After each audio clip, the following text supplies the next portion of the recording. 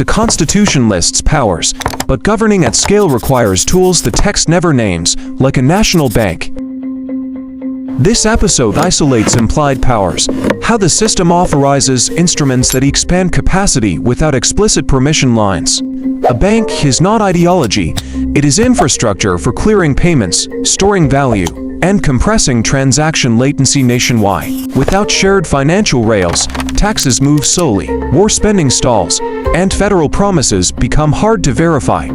So capacity depends on finance, ledgers, standardized instruments, and enforceable settlement routines, not speeches. Credit is a time machine. It lets the federal node spend future revenue today, accelerating capacity buildup. The core tension returns. Coordination needs standardization, and standardization shifts leverage toward the center. Start in the 1790s. The federal node inherits debt and must prove it can pay reliably. Debt is a signal device. Mispayments propagate distrust, and distrust raises costs across the entire network. To pay consistently, the system needs revenue collection, secure custody, and fast transfers across distance. Revenue without clearing is trapped. Clearing without custody invites theft. Custody without audit becomes corruption. A national bank bundles these functions, custody, audit trails, and interregional settlement protocols under one roof. In 1791, Congress charters the first bank, creating a semi-public ledger node wired to federal flows. The charter triggers a specification dispute. Where does Congress get authority to create a bank at all? One camp reads powers literally, the other reads powers instrumentally. Means can be implied by ands. The key clause is necessary and proper, a flexible interface linking enumerated goals to operational tools. Flexibility increases throughput. Congress can build instruments quickly, but it expands the design space for power. A bank also creates incentives, private profit, public capacity, and state fear of displacement of local control. When capacity concentrates, resistance shifts to edges. States look for ways to tax, throttle, or exclude.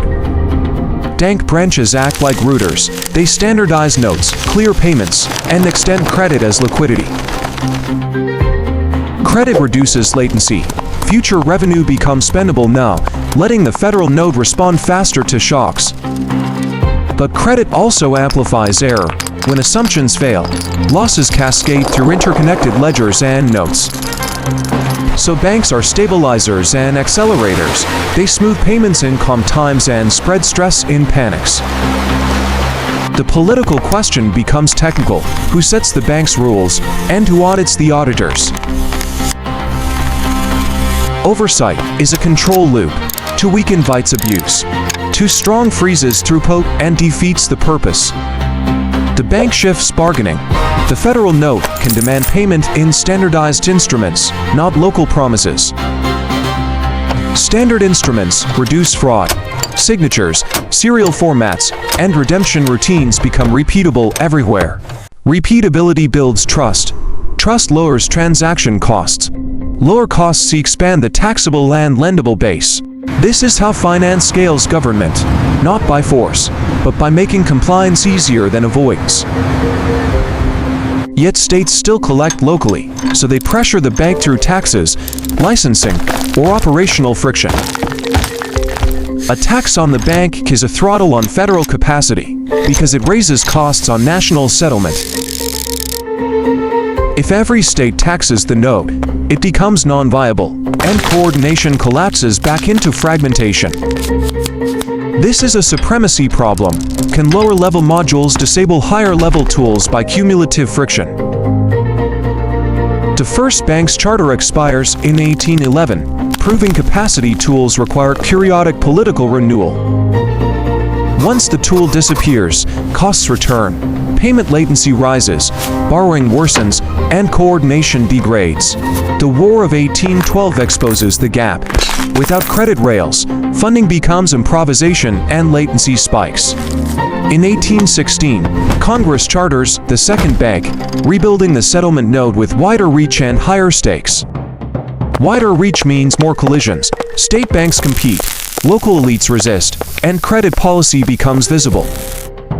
When the national node tightens credit, local economies contract. When it loosens, speculation expands. This creates blame rooting. Downturns get attributed to the bank, turning infrastructure into a political target. States then search for a lever. If they cannot control policy, they can tax the node. In 1818, Maryland taxes banknotes, aiming to price the federal branch out of use. The tax is a protocol attack. It does not bend the bank, it makes transactions costly. The bank refuses compliance, triggering litigation, because the dispute is hierarchy, not revenue. 1819, McCulloch v. Maryland reaches the Supreme Court, forcing a ruling on implied powers and state throttles. The court's first step is classification. Is a bank a legitimate means to execute enumerated ends? If necessary means indispensable, the tool space shrinks. If it means useful, capacity expands. The court chooses the useful standard. Means can be implied, if appropriate, to constitutional objectives. That decision enlarges design space. Congress may build instruments supporting revenue, defense, and commerce operations. Next comes supremacy. If a tool is constitutional, a state cannot destroy it by taxation.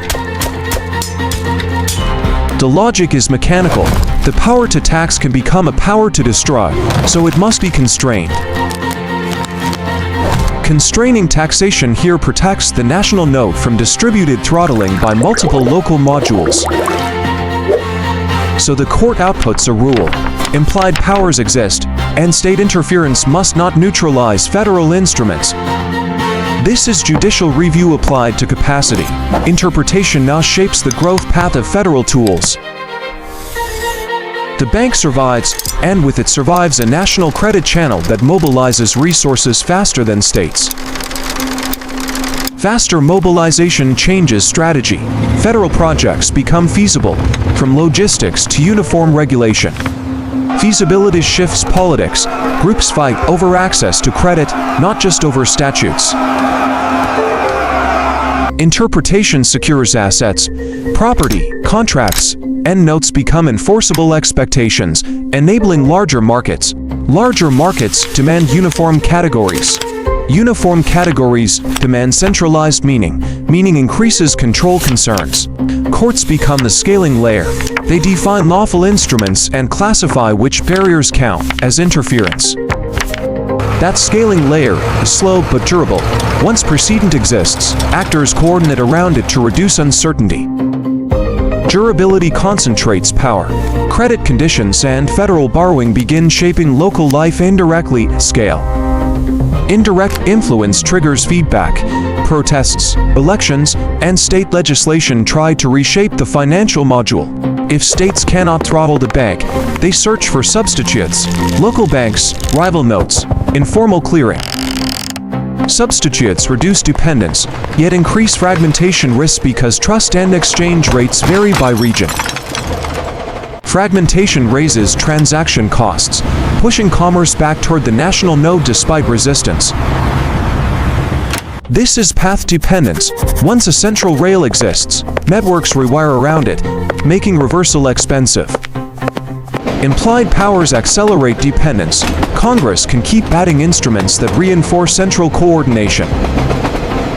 Each added instrument increases capacity and stakes, increasing conflict intensity over who controls the instrument. So finance becomes governance, collateral rules, redemption routines, and credit policy allocate opportunity.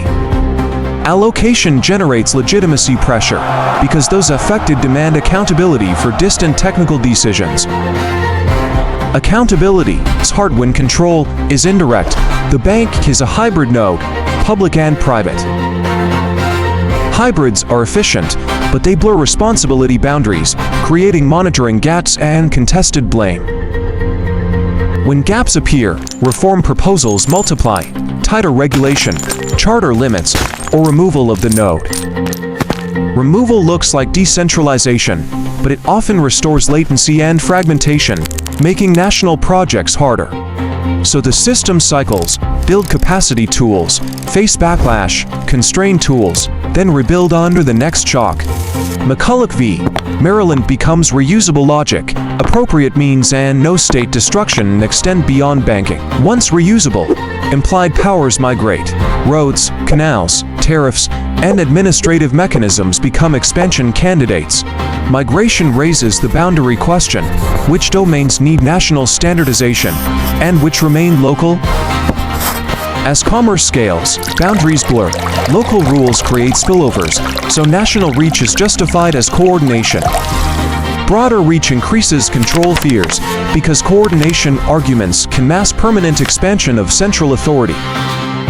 Courts arbitrate again, translating economic complexity into legal categories that decide who regulates what. Categories simplify coordination, but they hide distribution. One definition can shift wealth across regions quietly. Hidden distribution increases suspicion. Losers interpret technical rulings as political choices with long horizons. Suspicion shifts strategy. States consider not just taxes, but resistance to federal outputs. Resistance creates an enforcement question. If a state rejects a federal rule, who forces alignment? Finance makes this sharper. Tariffs, customs, and revenue collection require physical compliance at choke points. Physical compliance reintroduces force. Seizures, courts, and officers must coordinate to keep pipelines intact.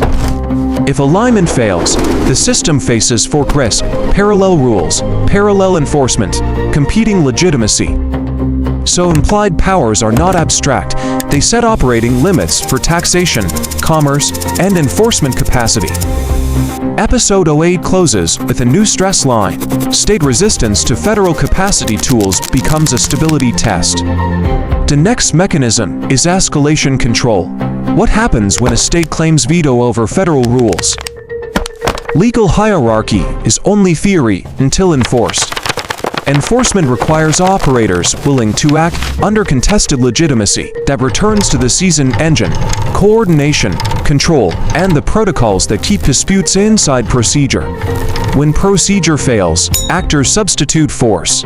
When procedure holds, harsh conflicts become manageable and repeatable. Finance increases stakes, but it also provides measurement through revenue flows and compliance data. Measurement enables targeting. Enforce at key choke points, not everywhere, reducing cost while signaling authority. Choke points create flashpoints. Ports, tariffs, and seizures make abstract hierarchy physically visible. Visibility changes incentives. Local leaders choose between compliance costs now and confrontation risks later. Once choices harden, bargaining narrows, gestures become commitments, and commitments become escalation ladders. The federal node tests executive capacity again. Can it enforce national rules without triggering systemic fracture? Implied powers expand tools. Resistance tests legitimacy. Legitimacy decides coordination versus control in practice. Episode 08 ends. The bank proves capacity can be built by interpretation, and capacity attracts resistance. Next, nullification when a state claims the right to pass federal rules, and the system must respond.